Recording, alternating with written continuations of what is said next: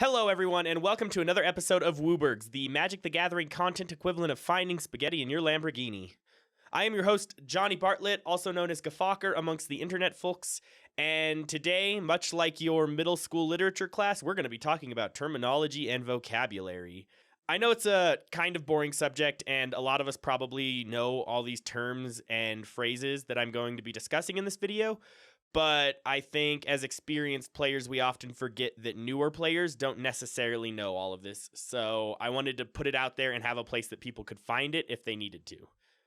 So to get started, I'm just going to rapid fire a bunch of stuff in this video. I think that's the best way to do this. I don't know. It's a weird format and it's a weird subject that doesn't really flow well. So let's just get it going. Interaction is cards that you use to disrupt or delay your opponents. I like to break it down into three types: preemptive, reactive, and ensuing. So preemptive interaction are things that you use before your opponents ever get the chance to use the spell. They're things like duress or Thoughtseize, any sort of hand disruption, wheel effects included in this, or cards like Praetor's Grasp or Lost Legacy. Anything that lets you pull the card out of their deck before they even draw it. Next, we have your mana curve. Mana curve is the average mana cost of all the spells in your deck. If you think about it like plotting every single converted mana cost of the cards in your deck on a graph, you then look at how that graph curves. Wherever it peaks is the average CMC, or converted mana cost, of the cards in your deck. If you have a lower converted mana cost, it means you need less resources to be able to get off the ground, and you can play more cards a turn. Along this line is the top end of your deck. And the top end is wherever the furthest point on that graph lies, whatever the very highest CMC of cards in your deck is. It can almost tell you how long you intend your deck to go. There's obviously some funny cases like Reanimator or using the Eldrazi's for shuffle effects and stuff like that. But it's a good way to gauge how long you're expecting the game to go, how many turns. And then we have lines. Lines are the way your deck intends to win, what you can be doing in order to do that. If your goal is to resolve a Craterhoof Behemoth, then that's the line of your deck. If it's to resolve Dramatic Scepter, which is Isochron Scepter and Dramatic Reversal, then that's the line of your deck. That's all it is. It's a really simple thing to think about, especially when you're deck building, is how does your deck intend to win? And then it's an easier way to communicate what your deck is doing to people. Next, we have your deck type. And there are three major deck types in Magic. And that's your combo decks, your mid-range decks, and your control decks. All of these are built sort of to combat each other. Mid-range presents enough threats that control decks can't really stop them. Control decks can prevent combo decks from going off because they can counter their key pieces and then they have nothing. And combo decks can get under mid-range decks. They can go fast enough that mid-range decks can't establish a presence before the combo deck can beat them. Now, there are variations of these: aggro, ramp, toolbox decks. All of those variations usually fall somewhere in one of these categories. But knowing your deck type tells you and your opponents what you're intending to do with your deck. If you're playing a control deck, then you're trying to stop the threats that they're presenting and stall the game out long enough for you to establish your own win. Mid-range decks are looking to answer almost everything that comes to the board, but continue to get value out of their answers. Cards like Ravenous Chupacabra or Planeswalkers are often found in mid-range decks. And combo decks or aggro or fast decks are just looking to build up a board presence before any other deck has the chance to set up or establish locks or anything. Now let's talk about some things that you might see and some words that might be used at a table, and it might help you recognize players' skill level and their knowledge of the game, because even if two players are playing with the same power level of decks, they could be radically different if one player is significantly more skilled than another. So knowing each other's skill level helps us also establish what our power level is overall. First up, we have threat assessment. Threat assessment is simply analyzing the board state and what cards need to be dealt with. This is often a term used derogatively. This is often a term used to make fun of people because their decisions aren't what another player would make, but all it really means is looking at the board and knowing what needs to be dealt with. Along that line, we have misplays, which are just when a player makes a wrong decision at a particular point in a game. It's also another term that's commonly used in a negative light, but misplays happen all the time. We all misplay, and recognizing when a misplay occurs helps you understand a lot about the game. Now we have some things that are more technical about the game. We have priority. Priority is simply who's allowed to play and when. It's always passed in turn order, so whoever is next to the active player will be the next person to act in priority order, and all it does is allows players to cast spells or activate abilities. Next, we have the stack. The stack are the cards that have not yet been resolved and can still be interacted with or responded to. The stack is confusing, but once you learn how it works, it's really easy and is a significant part of the game. Cards that go on the stack are always resolved in last on, first off order. So the last card on the stack is the first one to resolve. I'm doing things with my hands, but you can't see them. It's as simple as that. Any spell you cast, any activated ability, and any triggered ability always uses the stack and can always be responded to. And the person that gets to respond to it is the next person in priority order. And nothing resolves until all players have passed priority. A spell, which seems like a very basic thing to talk about. A spell is every single card, including creatures, artifacts, enchantments, planeswalkers, all that jazz, that you cast. Before it becomes a creature, it's a spell. It goes on the stack and can be responded to. A response is simply when a player has an action that they'd like to take before a spell resolves. So if you want to cast a counter spell, maybe you just want to activate an ability to draw a card, all of those are responses. Let's talk about a fetch. A fetch is shorthand for searching for a land that comes in untapped, basically. Not necessarily always untapped, but it's commonly used to talk about the fetch lands from the Zendikar and Khans block. The pay 1 life, grab a forest or plains or whatever. We just colloquially refer to it as fetching because you fetch something from another thing. Yeah. Triggers! Triggers are any ability that has been placed on the stack as a result of another action. So anything that says when, whenever, or at is considered a triggered ability. And once it triggers, it gets put on the stack. People can respond to it, and it can resolve. Hence the name triggered ability is because the when, whenever, or at is the triggered condition. If that's met, then it does a thing. Let's talk about steps and phases. Steps and phases are simply the point. The point it is in a player's turn. That's it. Main phase, end step, combat, declare blockers, declare attackers, untap. None of these are in any particular order. But yeah, untap, upkeep, draw, main phase 1, combat, declare attackers, declare blockers, damage, main phase 2, end step, cleanup. I think that's all of them. I'd have to reference. Those are your steps and phases. Next, we have a loop. A loop is simply a repeatable action that ends in some state. Because loops cannot carry on forever, players often have to declare when and how they want it to end if they are sequencing a loop. Yeah. Shortcut.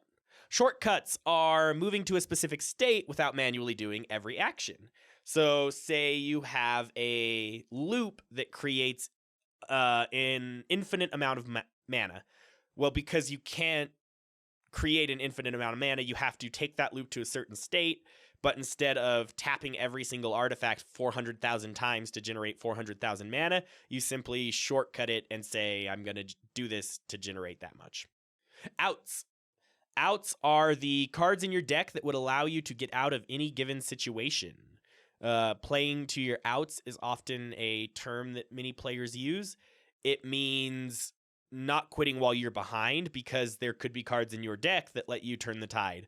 If someone has a large board presence, then your out might be to find a board clear. If someone is generating a bunch of mana because of Isochron Scepter, your out would probably be to destroy Isochron Scepter, maybe bounce it back to their hand or use an Abrupt Decay, something like that. Mana pool.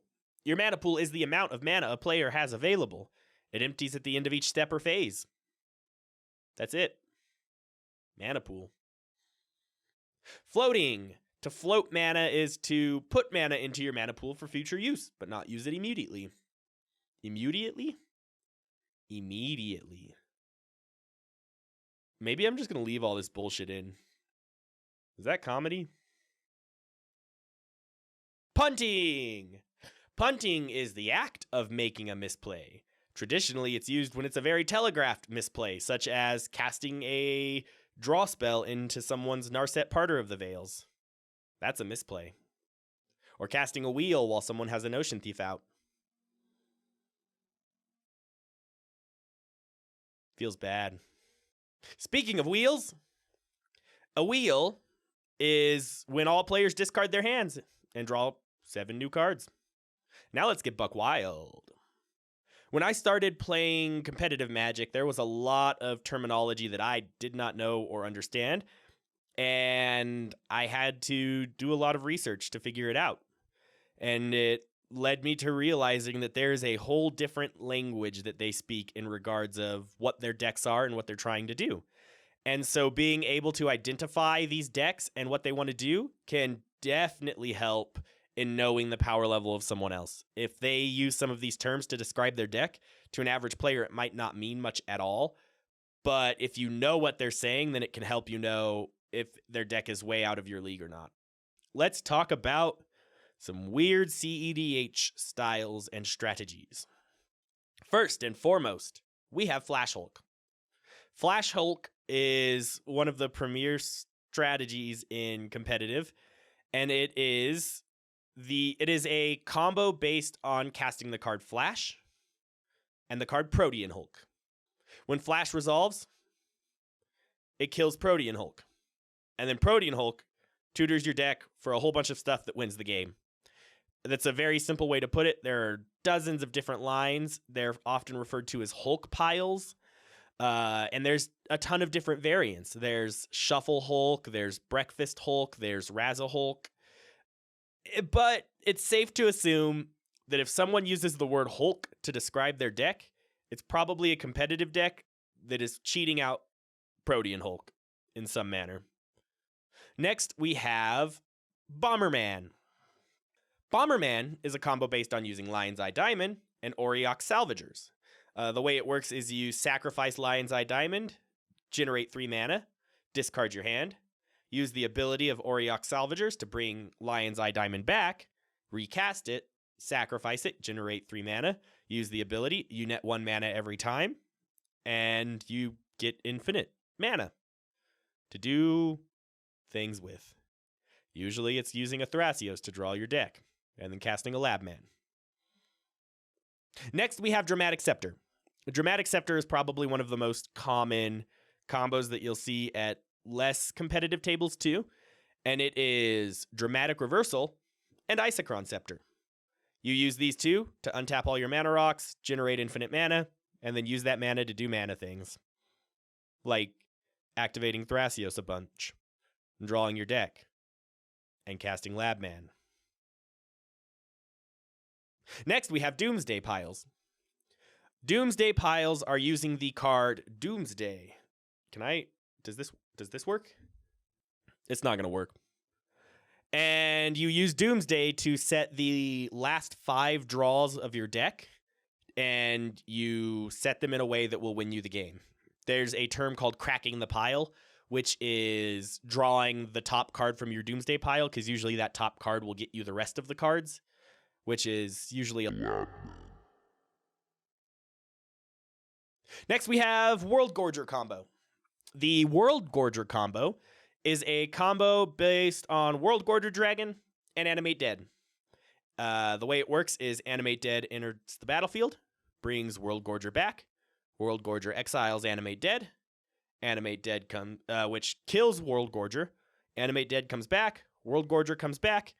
And it repeats over and over again. In each iteration of it repeating, you tap all your lands because they untap due to coming back in from World Gorger Dragon, and you generate infinite mana. Next, we have Consultation Labman. Consultation Labman is a predominant win condition in competitive decks where you cast a Labman and then cast a card like Tainted Pack or Demonic Consultation, which lets you exile your entire deck, and then you can draw a card to win off Labman. Next, we have Stacks. Stacks is a control-style deck that is commonly found in competitive tables, in which you resolve a bunch of cards. It's based on the card Smokestack, which forces opponents to sacrifice permanents every turn, while you get around it by generating tokens, or basically it seeks to deny your opponent's resources to slow them down so that you can play a longer game.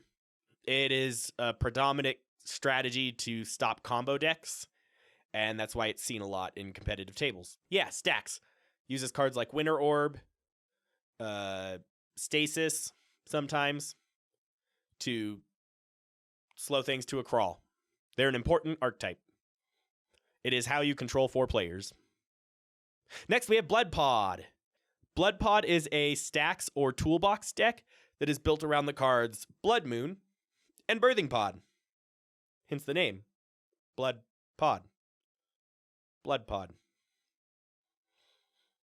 It seeks to deny your opponent's resources because most people use non-basic lands, and then use Birthing Pod to bring out specific answers for different things.